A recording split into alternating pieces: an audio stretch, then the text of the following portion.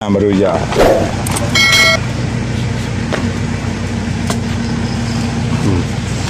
Ini Pak Tar Pulau, Cik Tar, Ahli ya. ahli nangkap hama monyet dan hama babi. Populernya beliau dipanggil dengan Tar Pulau. Buka yang buka tadi, buka pisau ke? Ya monyet, kamu kembali ke habitat aslinya. Jangan lagi mengganggu tanaman petani. Kita hidup berdampingan, tapi jangan mengganggu. Kamu kembali ke habitat asli. Oh, oke. Ya. Yuk di. Ayo kita membawa dia ke tempat yang lebih Nyaman. Ya, lebih besar ya. Akan kita lepaskan ke habitat aslinya. Ya, oke. Oke.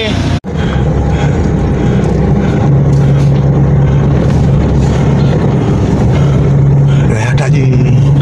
Tahu dia nah. Yang pada penduduk tanya lah. Baik dorat baik. Mbel je je. Contoh barang mujid ni. Ya. Lu mahu. Okey. SLC.